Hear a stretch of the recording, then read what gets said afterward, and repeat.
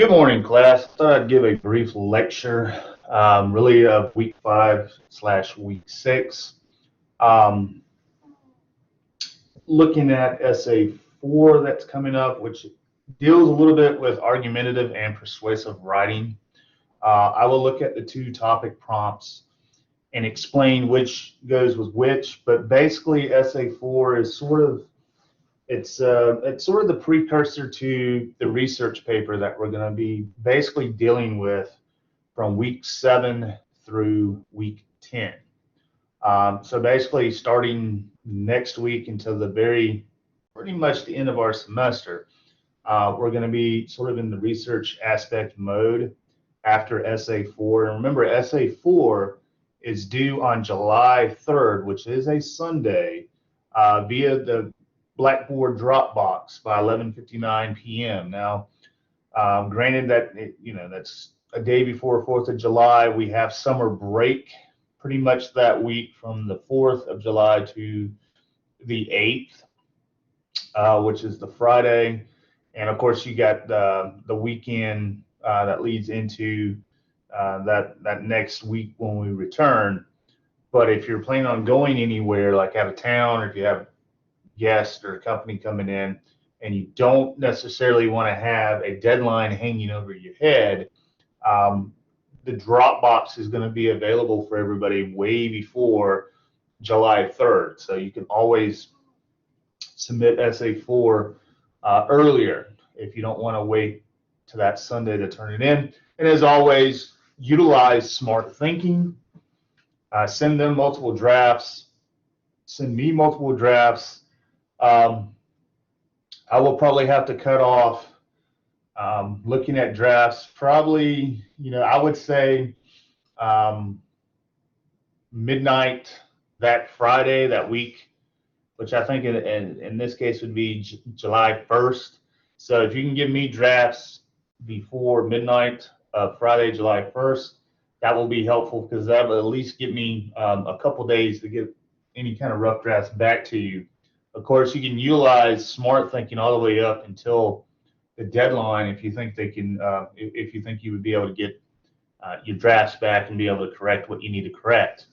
A couple other things that I want to just sort of briefly talk about, some housekeeping stuff. Remember last week was basically, it was week 5, so it's the halfway point of what we call midterm here at the college. And I gave everybody from midnight Sunday, June 12th until 6 p.m. Thursday, June 16th to complete the Proctor U midterm essay exam, which was basically essay 3. It was your first self-reflection. Several of you actually did that and turned it in, and I appreciate it. You should have grades now. Grades should be up to date all the way up until the recent quizzes that we're doing, 3 and 4. Remember, quiz 3 was due on the 21st, which was 2 days ago. It was Tuesday.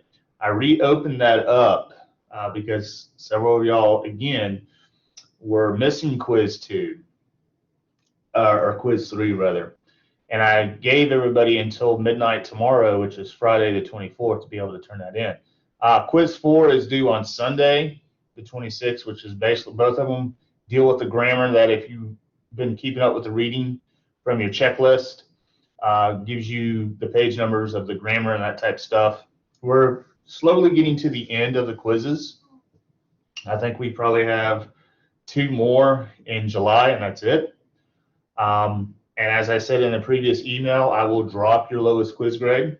So if you already have a pretty low quiz grade, one of them at this point, if you want me to drop it, please email me. Let me know which one you want me to drop. If you want to wait until it gets closer to the end of July and then email me. Otherwise, August 1st, whether you let me know or not, I'm going to just randomly pick whatever your lowest quiz grade is and drop that one. Going back to the midterm, everybody had 5 days to complete that from Sunday to Thursday of last week. The deal with the Proctor U thing, doesn't really matter what online course you're taking. You're going to have a Proctor U event. Some of it is around midterm, which mine was last week. Some of it is around final exam time for other classes. we won't have another Proctor U event. Mine was the midterm event. Several of y'all didn't take it for whatever reason, and it's hurting your grade. You're pretty much probably failing the course now if you look at your Blackboard grades, and it's because that 0 for SA3 is hurting a lot of grades. It's hurting a lot of grade point averages, and it's just, I mean, it's going to be hard to come back if you have a 40 or a 50 or something like that in the class right now, because SA4, SA5, you know, like I said in the previous email, I believe we only have 8 assignments left in about 5 weeks to be able to do all those 8 assignments, and it's the ones that are weighted heavily. So, you know, you get one more 0 on there, and your 40 is going to be, you know, a -2. We don't go into negative numbers, but you get the point where I'm getting at. It's going to be a lower 0 or lower F grade, and it's going to be definitely harder to pull that up. So what I suggest is, and I don't like doing makeup because it's time consuming, and especially with a 10-week course, we just don't have a whole lot of time for it. And, you know, if you read my syllabus, it basically says, you know, late work won't be accepted. We won't do the makeup. We won't do this. We won't do that. You need to turn in either before or on due date.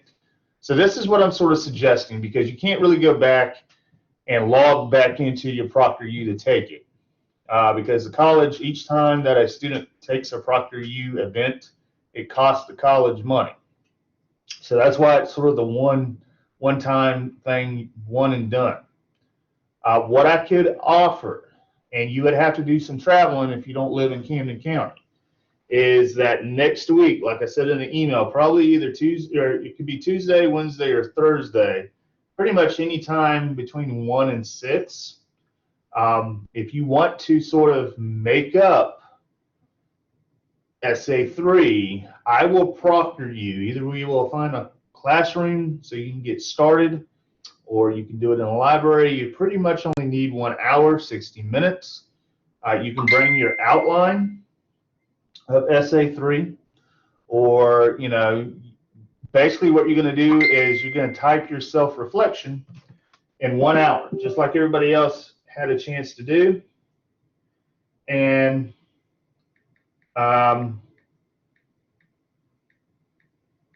that way, I mean, I can offer that as a way to help you with your grade. And here, I'm dealing with kids. That way your grade can improve as we move into our last month. Now, again, probably next week is going to be the only opportunity I'm going to be able to have you be able to make up SA3, just because when we go to summer break, when we come back, we basically only have about 3 weeks and a couple days left. So if you want to improve your overall semester grade and get a grade better than 0 on SA3, then you need to email me, and we need to set up a time for either Tuesday, Wednesday, or Thursday next week between 1 and 6.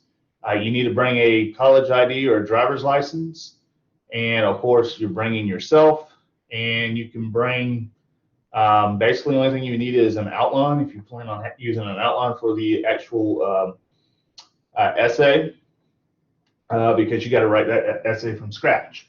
But you need to let me know, because otherwise Thursday 6 o'clock next week in the afternoon, that's it. Whatever your grade is at that point, SA3 is going to stay, because we just don't have the time in July for me to be hunting down folks. So please get back in touch with me about that if you plan on doing a in-person proctor event. I can do it that way. Otherwise, your SA3 grade is going to remain what it is, and it's probably just, I mean, it's going to hurt going into the last 3 weeks of our semester after coming back from the summer break. Let me switch gears here momentarily.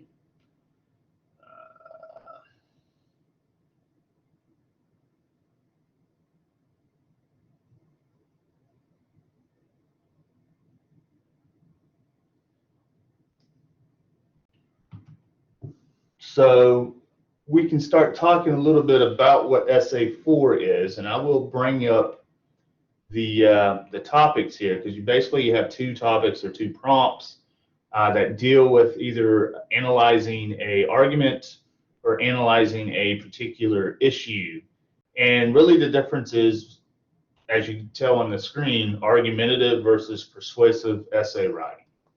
So, you probably have heard of argumentative and persuasive writing in high school. Argumentative and persuasive writing may at first glance seem to be one and the same. After all, both are intended to sway the audience to one point of view. Are they not, right? Although it may seem as though persuasive writing is merely a synonym for argumentative writing, these formats actually differ on several key points. Subtle though they may be, the most pressing important difference between argumentative and persuasive writing include the purpose of the piece, the tone in which the piece is written, and the end result of the piece in question.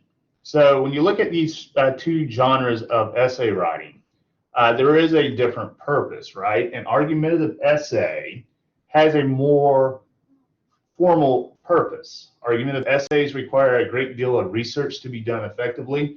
So if you do choose the argumentative prompt, you may need to do a little bit of research. Again, this is sort of previewing the research paper to come during weeks 7 through 10, and those various components of the research paper, which I will provide a video for next week to sort of get you set up for that. They focused on evidence as a form of argument. To effectively begin writing an argumentative essay, research must take place to create a compelling, legitimate argument. The purpose of an argumentative essay, then, is to argue a certain point using evidence, regardless of whether or not the audience is convinced to believe the author's argument. Conversely, the starting point of a persuasive essay is opinion. The author of the piece in question thinks or believes something and hopes to persuade the reader to adopt the same point of view. The purpose is not necessarily to present undeniable facts, but is instead to sway the reader. For this reason, persuasive writing is more prone to use emotional appeals and other non-formal types of debate. So emotional appeals will be the rhetorical appeals, logos for logic, reason, thinking, ethos for ethical appeal, the right and wrong, good and bad, and pathos, more of a pathetic appeal that sort of pulls on the heartstrings of the reader. Moving along, there is a different tone. The tone of an argumentative essay is an authoritative one. The author of an argumentative essay must appear to be an authority on the matter in question. This is achieved partly through the tone in which a piece is written formally rather than informally, and particularly through the language used. An argumentative essay is more likely to use language that is aloof, complex, and filled with jargon related to the topic.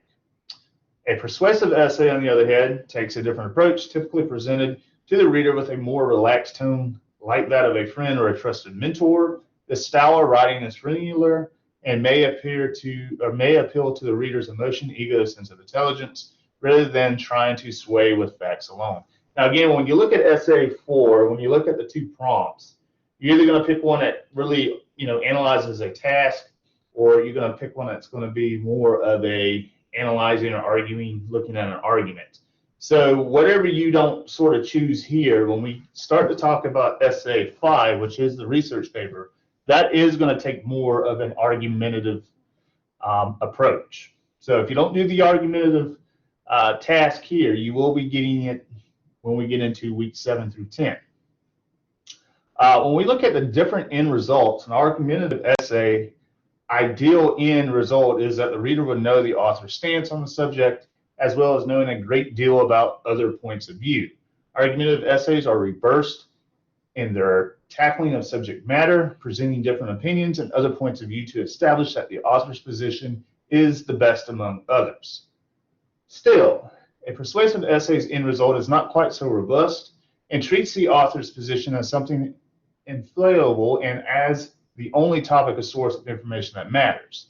The ideal end result of a persuasive essay is that the reader would know and agree with the author's conclusion. Although argumentative and persuasive writing are often confused with one another, it initially seems to be the same mode of writing, they differ in key ways, which drastically change the appeal to writing. An argumentative essay is designed to involve research, evidence, and the presentation of research and evidence, while a persuasive essay is designed to involve arguments toward a single subject and viewpoint with the goal of persuading the reader to agree. So if you look here, sort of sets up a difference. Argumentative persuasive writing may vary at first glance, seems to be one and the same. After all, both are intended to sway the audience to one point of view, are they not? Although it may seem as though persuasive writing is mere synonym, as we talked about earlier, the purpose of the piece, the tone that it's written, and the end result. So as you can tell here, there is a difference in purpose as it relates to argumentative and persuasive writing that we just talked about. And there is a difference of tone and different end results. So when we look at, right, when we go back to our lesson page and we click on our weekly folder. So again, you may notice now I've started putting little tick counters on to sort of remind folks of when things are due. Those are there mainly for motivational purposes, so you don't miss deadlines. They could cause a little bit of stress if you haven't logged on for a few days or so and you realize something is due, right around the corner. But they're really meant there to help you kind of keep in mind, because they count the days, hours, minutes, all the way up to the seconds of when something is due. So if you look here, essay 4 is basically due in 10 days. So you have the rest of this week and all next, and that little bit of the weekend to get it in. The other thing is to kind of keep in mind, right, late work up to this point, I did give a little bit of leeway with some of the late work, but there was penalties. If you were late with an essay, each day that you were late, basically, I would take a letter grade or 10 points off.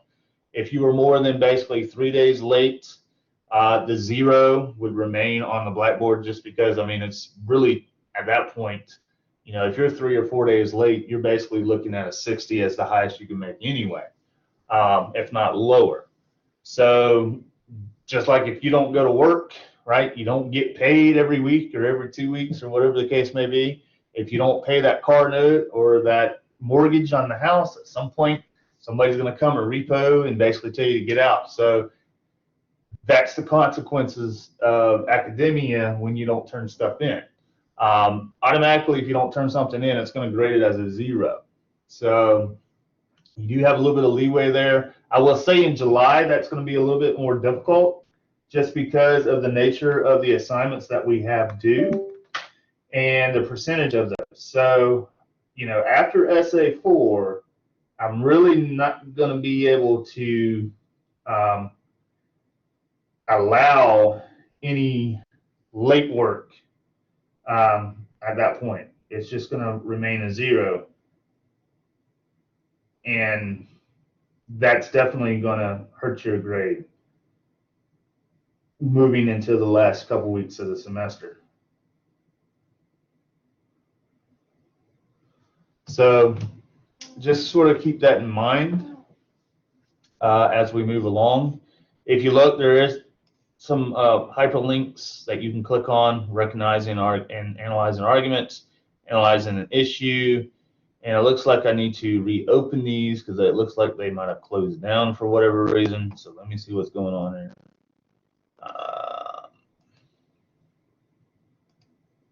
Put these open again, and sometimes when you think the folder might be kind of light, if you want to email me and say, hey, is everything in the folder that needs to be in there? So because sometimes these deadlines they creep up on me, and I'm thinking they're there for a little longer when they're not. So I apologize for that part of it. But they were there last week as well. So keep that in mind. Again, if you need the essay 3 topic or info about your midterm, if you want to plan on trying to make that up next week sometime. Email me and I will send you that topic so you can go ahead and start, writing an outline. So let's look at essay 4. Let me see if I can pull this up. And we'll look at that and then come back.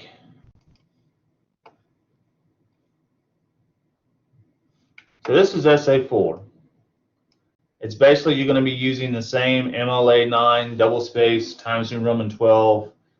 Some of you are still losing points because you're not following the MLA 9 essay format that we talked about, I know, in videos, and I've also sent out some stuff via email and uploaded stuff earlier in our semester showing visual guides about how to set this stuff up. So again, if you don't know how to use MLA, if you're losing points because you don't have a header, you don't have your last name and page number where it needs to be, you're not indenting that type stuff, then you might want to do look at some YouTube videos and just type in MLA 9 essay format and watch and look, see what they do, because we're basically 6 weeks into the course now.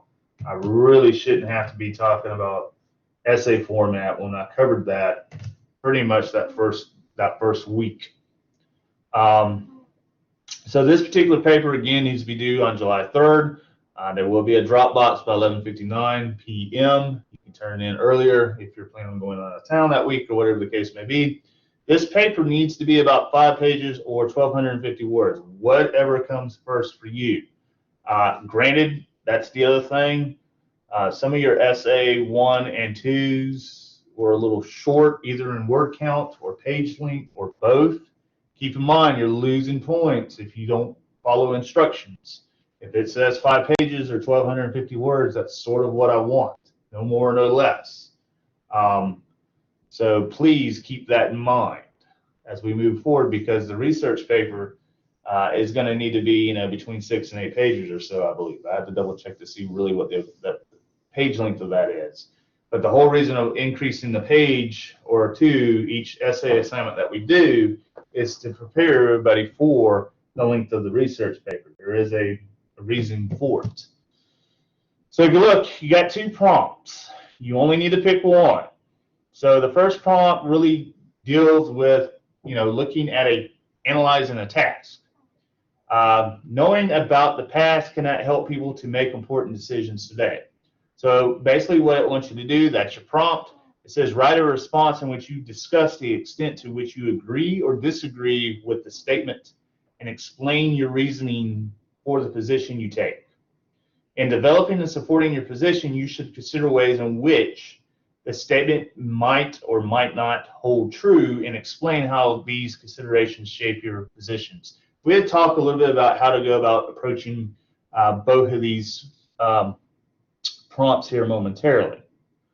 The other one was basically there was an email sent talking about classical Shakespeare theater, the Bardville, and basically, I'm not going to read everything here, but what it's getting at is it says over the past 10 years there has been a 20% decline in the size of the average audience at the classical Shakespeare theater productions. In spite of increased advertising, we are attracting fewer and fewer people to our shows, causing our profit to decrease significantly. We must take action to attract new audience members. The best way to do this is by instituting a Shakespeare in the Park program this summer. So they're losing money, they're losing revenue the way they've been presenting their Shakespeare theater. So they're wanting to do this Shakespeare of the Park. They're using another program that did this and showed that its profits increased by 10% since then. And basically what it's suggesting is if we start a Shakespeare in the Park program that's free plays in the park, they can predict that their profits will increase too. So basically what you would want to do there is write a response in which you discuss what questions would need to be answered in order to decide whether the recommendation is likely to have the predicted result. Be sure to explain how the answers to these questions would help to evaluate the recommendation. So you're doing sort of an argumentative approach there. With B, A, you're being more persuasive. So if we go back, and I'm going to show you a couple ways that you can approach both of these topics. The first way would be how to analyze an issue. So you're going to be using more or less persuasive writing and persuasive thinking. So when you look at persuasive writing, the purpose of the task is to determine how well you can, one, it's twofold, develop a compelling argument supporting your own evaluation of an issue, and the second part, effectively communicate that argument in writing to an academic audience. So your audience obviously is going to be me, because I'm going to be the one that ultimately reads and gives it a final grade. As you prepare for analyzing an issue, you might find it helpful to ask these following questions. So if you pick A, you may want to ask yourself these questions and sort of have, some answers based on that to help you get started writing this 5-page paper. What precisely is the central issue? What precisely are the instructions asking me to do? Do I agree with all or with any part of the claim? Why or why not? Does the claim make certain assumptions? If so, are they reasonable? Number 5, is the claim valid only under certain conditions? If so, what are they? 6, do I need to explain how I interpret certain terms or concepts used in the claim?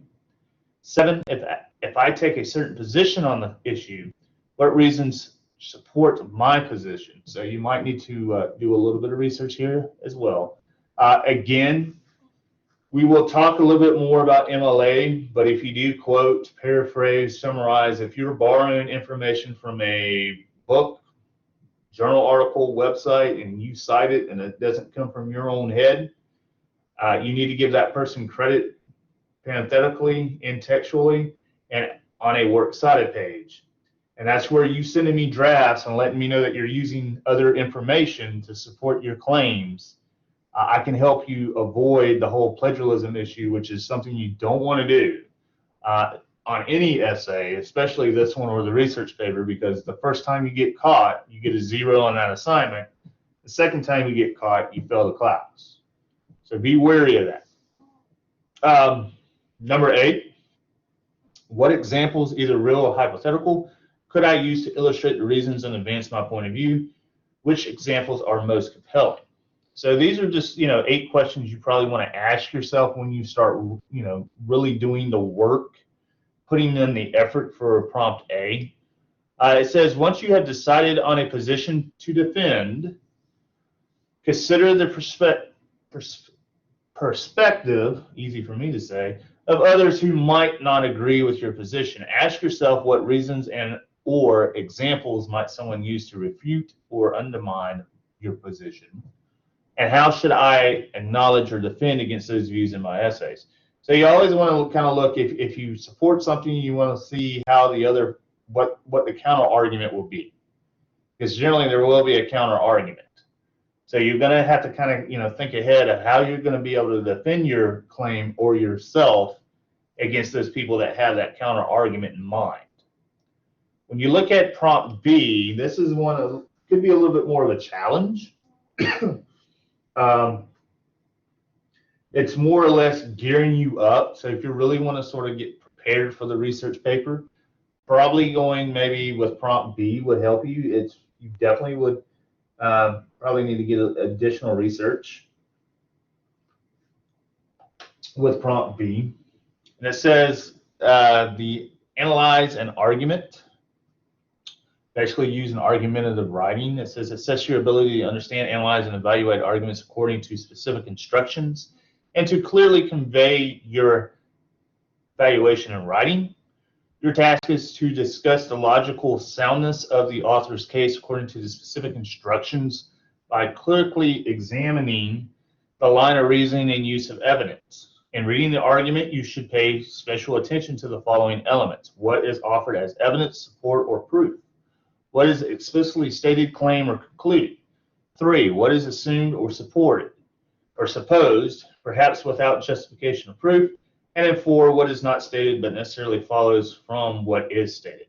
No matter your approach you take on this particular task, you want to probably do the following 5 things. Carefully read the argument and the specific instructions, which again, you want to look at the argument and the instructions for prompt B. You might want to read them over more than once. Number 2, identify as many of the argument's claims, conclusions, underlying assumptions as possible and evaluate their quality. 3, think of as many alternative explanations and counterexamples as you can. 4, think of what specific additional evidence might weaken or lend support to the claims. And then finally, ask yourself what changes in the argument would make the reasoning more sound. So you have a couple of options, either prompt A or prompt B. One's going to ask you to be more, like I said, persuasive, which would be A. You may not need as much research with A.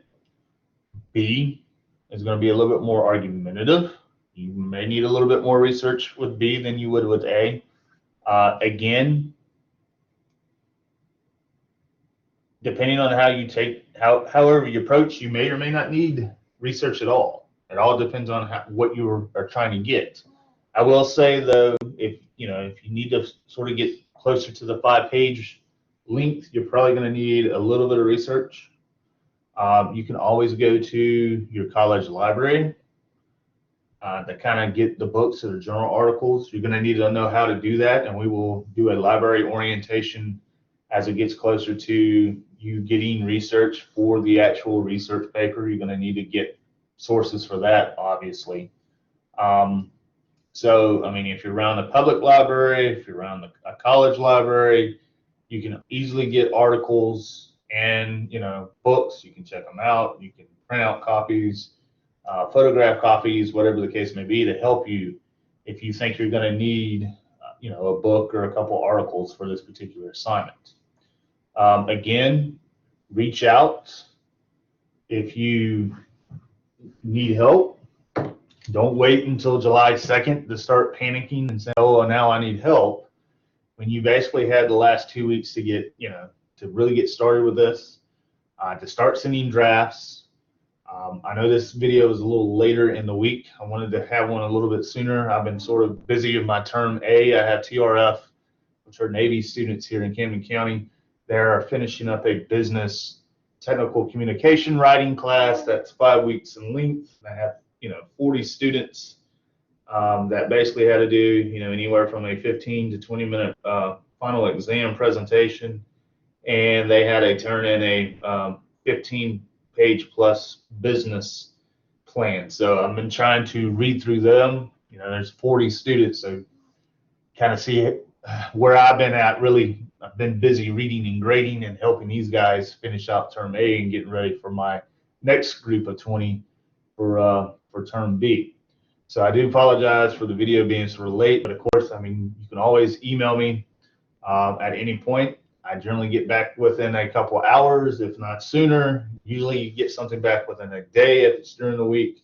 If it's over the weekend, I still check emails and stuff. Of course, it could be a little bit longer depending on what's going on, but keep in mind you usually get something back within a 48-hour period at that point, unless there's a holiday or something. But I do check emails, even though technically my work schedule is Monday through Thursday. I still check and read and grade and do stuff over the weekend when I can, and to sort of help me keep up with my own grades and stuff.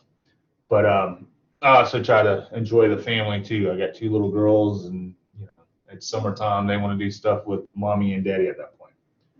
But I hope everybody has a great rest of the week. I hope if you're taking other classes, those classes are going well as we head into week 7, which would basically be next week. And then again, that first week of July is our summer break. So I hope everybody has a great rest of their day. Have a great Friday. And I wish you well on all your other endeavors over the next few weeks. Talk to you next week. Have a great one.